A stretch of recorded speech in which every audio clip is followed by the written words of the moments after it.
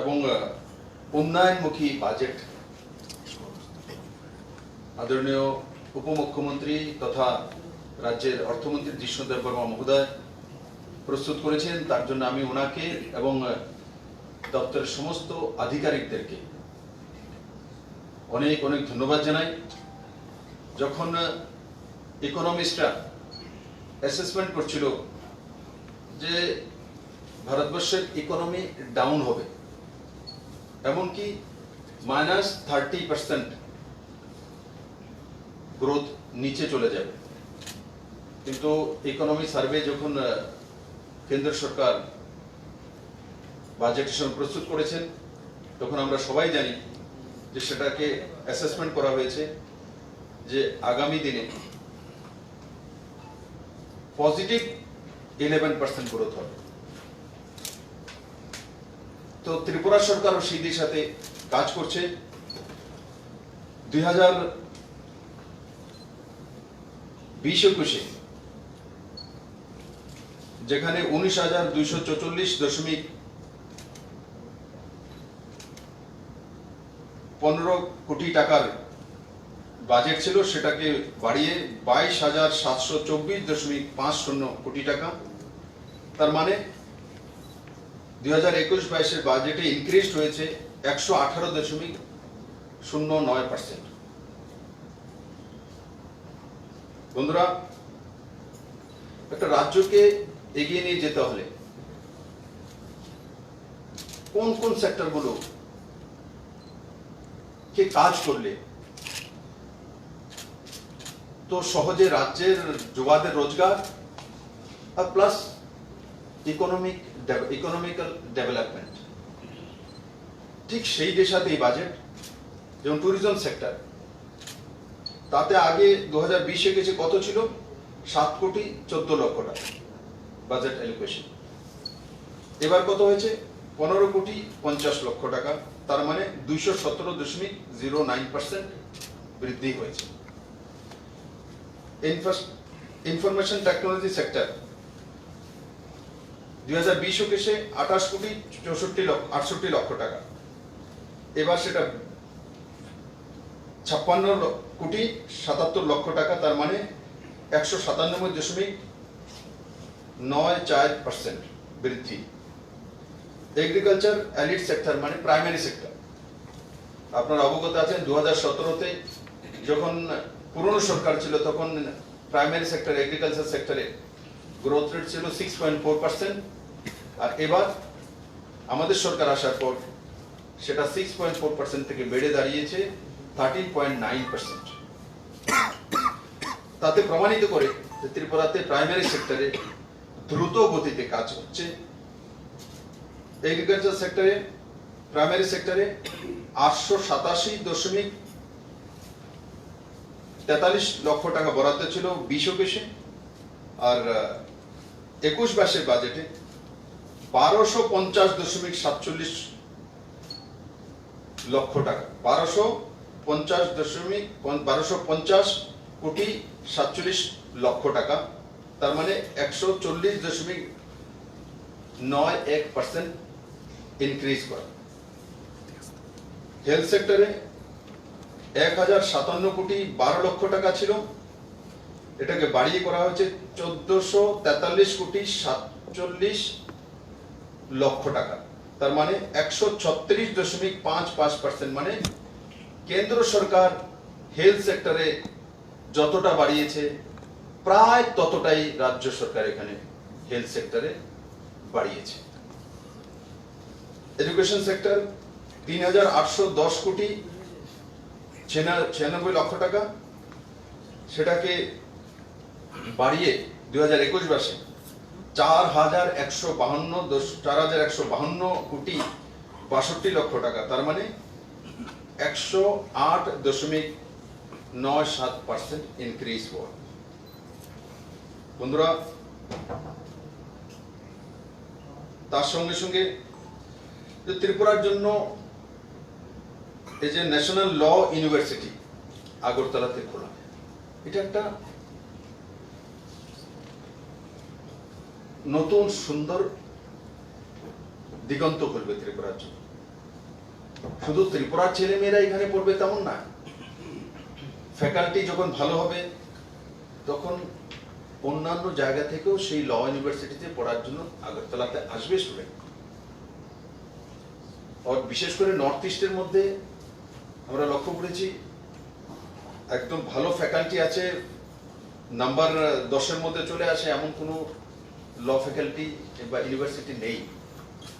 তো আমাদের চেষ্টা এটাই থাকবে যে আমরা যে ল ইউনিভার্সিটিটা প্রস্তাব রেখেছি সেটা যাতে ন্যাশনাল লেভেল মেনটেন করে সেই দিশাতে ফ্যাকাল্টি তৈরি করা।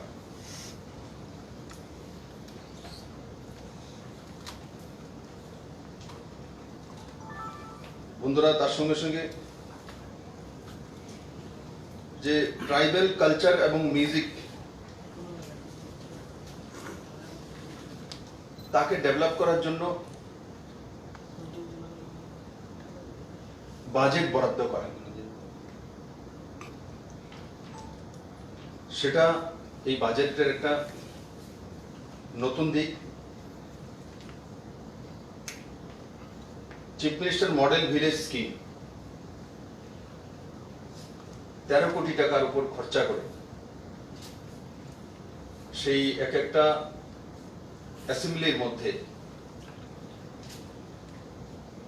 যেই গ্রামগুলো সুবিধা অসুবিধা বেশি বা কম রয়েছে, সুবিধাগুলো কম রয়েছে, তো তাদেরকে চিহ্নিত করে বিধায়কদের মাধ্যমে সেই গ্রামগুলিকে স্ট্রেংথেনিং করা, তার জন্য অতিরিক্ত বরাদ্দ করা। তো সেটা কমসে কম আমাদের 60টি বিধানসভা রয়েছে, তো 60টি গ্রাম মডেল ভিলেজ হয়ে আমাদের সামনে দাঁড়াবে। চিফ মিনিস্টার স্বনির্ভর পরিবার যোজনা প্রায় 117 কোটি টাকা ব্যয় করে 6 লাখ পরিবার তাতে লাভান্বিত হবে। এমনিতে মনে হয় যে তার মধ্যে ফুলের বীজ দেওয়া হবে, ফলের চারা দেওয়া হবে, তারপর ফরেস্ট ডিপার্টমেন্ট থেকে কিছু গাছের চারা দেওয়া হবে, তারপর ভেজিটেবল বীজ দেওয়া হবে। তার মধ্যে আমরা চিহ্নিত করেছি যাদের কাছে পুকুর আছে তাদেরকে 500 করে ফিঙ্গারলিং দেওয়া, যাদের কিছু আছে যে অ্যানিম্যাল হাজবেন্ডারি ডিপার্টমেন্টের মাধ্যমে তাদেরকে পোলট্রির, সেটা হাঁস হোক, মুরগ হোক, পিগেরি হোক, সেগুলো দেওয়া। তো কুল মিলিয়ে এটার একটাই লক্ষ্য যে আমাদের বাড়ির মধ্যে, বিশেষ করে গ্রামীণ এরিয়ার জন্য, এটা যতটাই আমাদের কাছে জমিন বা জায়গা রয়েছে তার মধ্যে সবজি যাতে বাড়িতে থাকে, যাতে ডিমের ব্যবস্থা থাকে, মাংসের ব্যবস্থা থাকে, দুধের ব্যবস্থা থাকে, মাছের ব্যবস্থা থাকে, ফলের ব্যবস্থা থাকে, সেগুলোর জন্য যাতে আমরা ডিপেন্ড না হতে হয় অন্যের উপরে। আমরা করোনা কালে অনুভব করেছি যে যখন লকডাউন হয়ে গেছিল তখন তার প্রয়োজন, সেটাকে সামনে রেখেই সরকার এই স্বনির্ভর পরিবার যোজনা এনেছে। আমি আশা করি তাতে 6 লাখ পরিবার যে লাভান্বিত হবে। আর establishment of school of excellence, এটা একটা সুন্দর দিক, যেটা পুনের একটা সংস্থার সঙ্গে জয়েন্ট ভেঞ্চার করে ডিভিজু স্কুলের মধ্যে তার কোচিং এর ব্যবস্থা, আর তা থেকে অল ইন্ডিয়া লেভেলে কম্পিটিশনে যাওয়া, তার জন্য প্রস্তুতি করা, তৈরি করা, সেটা হায়ার এডুকেশনে, হায়ার স্টাডি এবং হায়ার পোস্টগুলিতে যাওয়ার জন্য ত্রিপুরার নজওয়ান ছেলে মেয়েদের জন্য একটা উজ্জ্বল ভবিষ্যৎ তৈরি করবে। মুখ্যমন্ত্রী পুষ্প উদ্যান প্রকল্প, কেউ কোনোদিন ভাবেনি ত্রিপুরাতে যে ত্রিপুরাতে ফুলের গাছ লাগানোর জন্য কোনো স্কিম আসে, কিন্তু আমরা যখন লক্ষ্য করেছি যে বিভিন্ন জায়গায় ত্রিপুরাতে প্রাইভেটলি ফুলের চাষ করছে, বিশেষ করে করোনা আমাদেরকে অনেক কিছু শিখিয়েছে, অনেক কিছু দিয়েছে। করোনা কালে যখন আমার কাছে একটা লিস্ট আসলো কোন কোন সেক্টরে কারা কারা আছে, কি কি করে কি সাহায্য করে, তখন হঠাৎ করে একটা লিস্ট আছে যে 700-র কাছাকাছি ফ্লাওয়ার গ্রোয়ার আছে ত্রিপুরাতে, আমার জানাই ছিল না। আর আনুমানিক জানতাম যে 10-15 জন হয়তো আছে, কিন্তু যখন ডেটা আসলো তো 700-র কাছাকাছি, 665-র কাছাকাছি রেজিস্টার্ড, আনরেজিস্টার্ড আরো আছে। তখন আমরা ঠিক আছে করোনা কালে সহায়তা করেছি, কিন্তু তখনই যে এরা কত টাকা রোজগার করে, তাদেরকে কি সাহায্য করতে হবে, আমরা স্পেশালি তাদেরকে 1000 টাকা সাহায্য, ওদেরকে 2000 টাকা করে করেছি। কারণ কি, টোটালি কলাপস হয়ে যাবে না, কারণ এদের ফুল বিক্রি হবে না, আর এরা বসে গেলে লোকসান হবে। তখন যখন আমরা দেখলাম যে তার টার্নওভার কত টাকা বিক্রি করে এরা অফিসিয়ালি, তখন দেখলাম 6,20,00,000 টাকা। অথচ কারোর জানাই ছিল না যে 6,20,00,000 টাকার বিজনেস হচ্ছে সেখানে। আমরা সেটাকে মুখ্যমন্ত্রী পুষ্প উদ্যান প্রকল্পের মাধ্যমে আগামী 3 বছরের মধ্যে আমরা টার্গেট করেছি যে সেটাকে 100 কোটি টাকার বিজনেস তৈরি করব। 100 কোটি টাকার বিজনেস। তো একবার চিন্তা করে দেখুন, কোথায় 6,20,00,000 আর কোথায় 100 কোটি টাকার বিজনেস। তো সরকার ওই দিশাতে কাজ করছে, আর এই বাজেটে সেটা প্রতিফলিত হয়েছে। অনারেরিয়াম যেটা আমাদের সমাজপতিদেরকে, দেখুন আমি অনারেরিয়াম 2000 টাকা দেওয়া হচ্ছে মান্থলি, সেটা বড় বিষয় না। যে রাজ্যে 7th পে স্কেল লাগু হয়ে গেছে, সে রাজ্যে কেউ 2000 টাকা পাচ্ছে, সেটা বড় বিষয় না। সবচেয়ে বড় বিষয় হচ্ছে যে আমি দেখেছি তাদেরকে যখন আমি পুরস্কৃত, তাদেরকে সেই সার্টিফিকেট দিয়েছি, 2000 টাকা কি না তার মধ্যে ওদের কোনো ইন্টারেস্ট নেই। সমাজপতিরা সবচেয়ে খুশি যে আমাদেরকে এই সরকার আইডেন্টিফাই করেছে, আমরা সরকারিভাবে সমাজপতি। আজ আমরা আইডেন্টিফাইড হয়েছে ত্রিপুরা সরকারের দ্বারা, আমাদেরকে সম্মান করে সার্টিফিকেট দেওয়া হয়েছে। তো আজকে ত্রিপুরাতে 32% জনজাতি আছে, তার মধ্যে 19টি মূল ট্রাইব। তাদেরকে সবাইকে, ছোট ছোট গোষ্ঠীদেরকে চিহ্নিত করে তাদের সমাজপতিদেরকে সেই সম্মান ত্রিপুরা সরকারের পক্ষ থেকে করা হয়েছে। সেটা ত্রিপুরার সমাজ ব্যবস্থার জন্য, কাস্টমারি ল যেটা রয়েছে সেটাকে সুদৃঢ় করার জন্য এটা বড় মাইলস্টোন হিসেবে কাজ করবে। আমি আশা করি তাতে জাতি জনজাতি যে মিডল স্তর ত্রিপুরা রাজ্য, কোনো এক সময় ডিফারেন্সেস তৈরি হয়েছিল, করা হয়েছিল রাজনৈতিকভাবে হোক, যেভাবে হোক, কিন্তু আজকে ত্রিপুরা থেকে সেটা ধীরে ধীরে একদম নির্মূল হচ্ছে। আর আমি আশা করি এই যে পজিটিভ বাজেটটা আদরণীয় জিষ্ণু দেববর্মা প্রস্তুত করেছেন, ত্রিপুরার সমস্ত মানুষের সার্বিক ভাবে সহায়তা করবে। এবং এখনো আমি আপনাদের মাধ্যমে আজকে বলবো যে যারা এখনো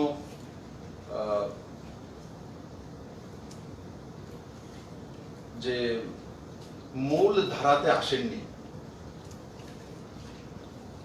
জেহাদি মানসিকতা রয়েছে, এক্সট্রিমিস্ট রয়ে গেছে, এক্কা দুক্কা রয়েছে, সরকারের সামনে সারেন্ডার করে দেওয়া। আর সরকার যেভাবে কাজ করছে নিজের পরিবারকে নিয়ে,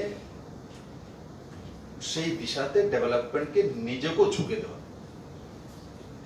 তো আমি আশা করি জাতি জনজাতির মিডল স্তর ত্রিপুরা রাজ্যে আজকের যে বাজেট প্রস্তুত হয়েছে, তার মধ্যে আরেকটা বিষয় হচ্ছে, ত্রিপুরার অনেক দিনের ডিমান্ড ছিল যে আমরা মুম্বাইতে যখন চিকিৎসার জন্য যাই, ক্যান্সার ইনস্টিটিউশনে থাকার ব্যবস্থা, কারণ ক্যান্সারের ইলাজ, তার জন্য চিকিৎসা করার জন্য লম্বা সময় থাকবে, 1 মাস 1.5 মাস, হোটেলে কিভাবে থাকবে, কত খরচা করবে। তো আজকে সরকার, মহারাষ্ট্র গভর্নমেন্ট থেকে একটা ভূমি ব্যবস্থা করেছে। আমি আশা করি কম সময়ের মধ্যে কনস্ট্রাকশন তৈরি হবে। ও ত্রিপুরা থেকে যারা সেই হসপিটালে যাবে, তো সেখানে সেই ত্রিপুরা ভবনে থাকার ব্যবস্থা হবে। সেটা বহুদিনের একটা ত্রিপুরাবাসীর যে ডিমান্ড ছিল, তার আজকে অবসান হয়েছে। আর এবার যেটা আরেকটা লক্ষণীয় বিষয়, ত্রিপুরাতে আমরা কল্পনা করিনি যে সেন্ট্রালাইজড অফিস হবে। এমনিতে মনে হয় যে এটা কি আবার সেন্ট্রালাইজড একটা বিল্ডিং হবে, তার মধ্যে অনেকটা বড় দিক রয়েছে, কারণ সেন্ট্রালাইজড একটা জায়গায় যখন 100 কোটি টাকা খরচা করে বিল্ডিং তৈরি করা হবে, তার মধ্যে সমস্ত দপ্তরগুলি যখন থাকবে, তখন মানুষের যে হয়রানি হতো, একবার অভয়নগরে যাব, একবার আর.কে. নগরে যাব, একবার সেক্রেটারিয়েটে আসবো, একবার ওখানে জিবি নন্দননগরে যাব, এই সমস্ত কিছু সমাধান হবে। আপনি দেখুন একটা মানুষকে কত হয়রানি হতে হয় বিভিন্ন জায়গায়, অফিসগুলো, ট্রান্সপোর্টেশন কস্ট কত লাগে, কত খরচা হয়, টাইম কতটা লাগে। এখন যখন সেন্ট্রালাইজড একটা জায়গায় সমস্ত অফিসগুলো চলে আসবে, তো যে কোনো ব্যক্তি সে অফিসের যারা কাজ করেন তাদের জন্য সুবিধা, আর যারা সেই অফিসে কাজ নেওয়ার জন্য আসেন তাদের জন্য সুবিধা, কারণ এক বিল্ডিং এ যাবেন তো এক জায়গা থেকে সমস্ত কাজ হয়ে যাবে। না হলে আমরা কি হয়, ছোট্ট একটা কাজ করার জন্য পুরো দিন চলে যায়, এখানে একবার যাবো 10 কিলোমিটার, ওখান থেকে ব্যাক করে আসবো 15 কিলোমিটার, এখানে যাবো 7 কিলোমিটার।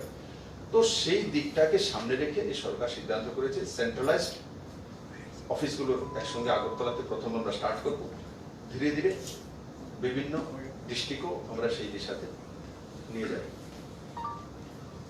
তো কুল মিলিয়ে বাজেটের মধ্যে সেটাই মূল বিন্দুগুলো ছিল, আমি আপনাদের তুলে ধরেছি।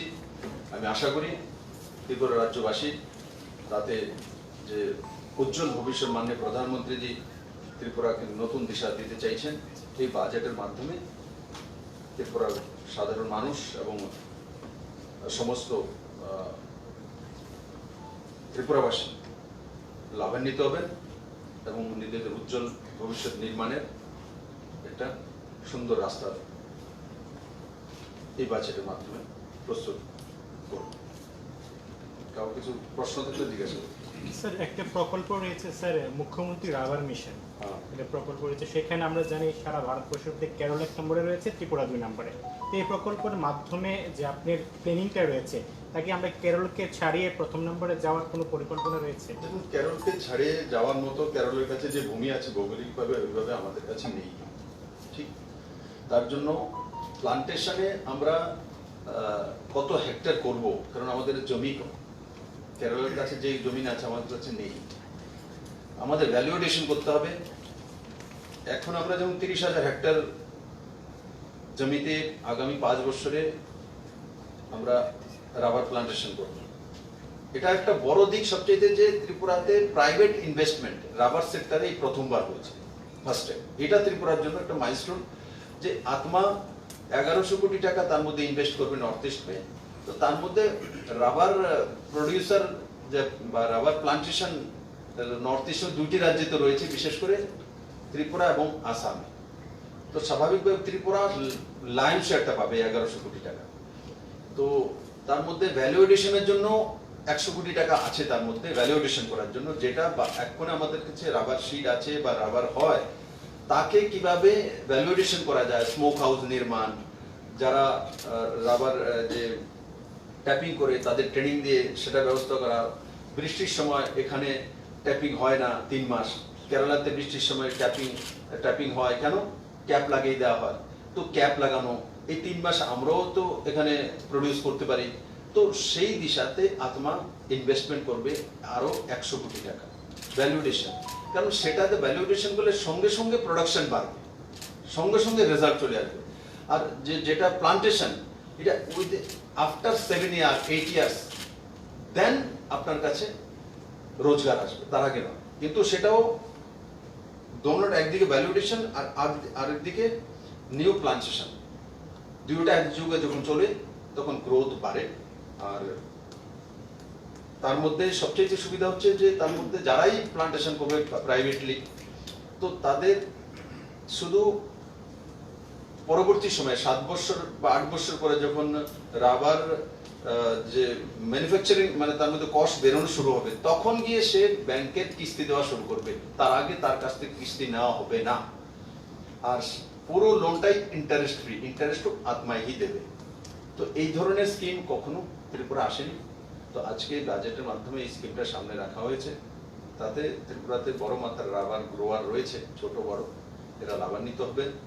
এবং ত্রিপুরা সরকার এসইজেড এর মধ্যে কিভাবে রাবার রিলেটেড ইন্ডাস্ট্রি গ্রো করা যায় সেই বিষয়ে বিভিন্ন প্রাইভেট কোম্পানির সঙ্গে আলোচনা করছেন। আমি আশা করি কম সময়ে কোনো না কোনো রেজাল্ট এখানে দেখা যাবে, কারণ আমাদের কাছে চিটাগাং পোর্ট খুলে গেছে।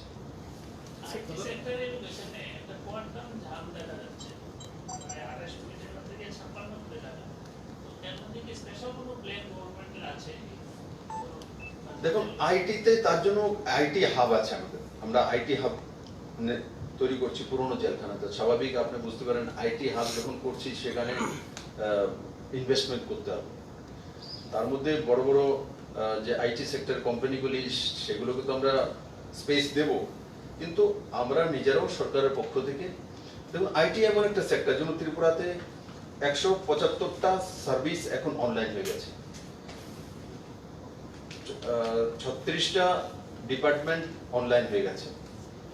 তারপরে জাগ্রত ত্রিপুরা সাইট আমরা লাগু করে দিয়েছি। তো এগুলো করার পরে আপনারা নিশ্চিত দেখেছেন, ইপিডি সিস্টেম হোক, ই চালান হোক, ই ড্যাশবোর্ড হোক, ই বাহন হোক, এইগুলো করার পর ত্রিপুরার ইকোনমিতে আর ট্যাক্স রেভিনিউ কালেকশনে ডিফারেন্সেস এসছে। এগুলো আইটির জন্য হচ্ছে। তো আইটি সেক্টরে যত ইনভেস্ট করব তত ত্রিপুরার ইকোনমিক গ্রোথ হবে। তো আমরা এই বাজেটে সেটাই বললাম, আমরা ওই জায়গাগুলিতেই ইনভেস্ট করেছি বেশি, বাজেট বাড়িয়েছি যেই সেক্টরগুলোর মধ্যে বাজেট বাড়ালে ত্রিপুরার সাধারণ মানুষের উপকার, আমাদের ইনকাম বাড়ে। তো তার জন্য প্রাইমারি সেক্টর হোক, আইটি সেক্টর হোক, এডুকেশন সেক্টরে তো করতে হবে। তার জন্য এডুকেশন সেক্টরে আপনি যদি ডেভেলপ না করেন, তো তাহলে আপনি আইটি সেক্টরে কাজ করার জন্য তো এডুকেশন থেকে আসবে। আপনি যে ফাউন্ডেশনই না থাকে, আপনার কাছে এডুকেশন সেক্টরে যদি আপনি ঢেলে না সাজান, তার মধ্যে দিয়ে কৃপণতা করেন, তাহলে তো আপনার আইটিতে আসার জন্য লোক পাবেন না। আগে এডুকেশনের ফাউন্ডেশন, দেন আইটিতে। কেউ ক্লাস 1 থেকে আইটিতে গিয়ে অ্যাডমিশন নেবে না। তো তার জন্য আমরা দেখেছি বাজারের মধ্যে হেলথ এবং এডুকেশনের মধ্যে বড় মাত্রায় বাড়ানো, জাম্প করা হয়েছে হেলথ এবং এডুকেশন। 15 फाइनल बोर्ड समथिंग का त्रिपुरा को हुआ ये टोटल कितना आया था? 19,850 for 5 years. 19,850 crores. Just 5 years. अब Next 5 years. ये क्यों नहीं मैंने देखा।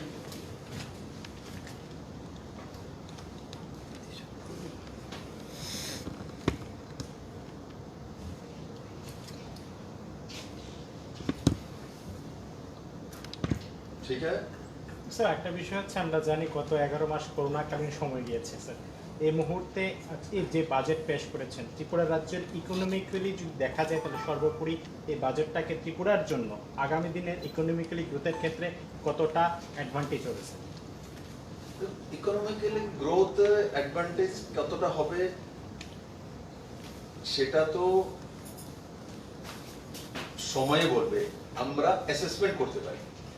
অ্যাসেসমেন্ট তো সেটাই বলে, যেমন পার ক্যাপিটা ইনকাম 2017-তে 1,04,44 টাকা ছিল পুরনো সরকারের। আমাদের সরকার আসার পর সেটা হয়েছে 1,25,600 কাছাকাছি। ঠিক এখন অ্যাসেসমেন্ট, এই বাজেট যে সামনে প্রস্তুত হয়েছে, এই বাজেটের ইয়ারে মানে 21-22 পার ক্যাপিটা ইনকামের অ্যাসেসমেন্ট করা হয়েছে কত? 1,31,000-এর উপরে। তাহলে প্রমাণিত করে যে এই বাজেটের পরে মানুষের পার ক্যাপিটা ইনকাম বাড়বে।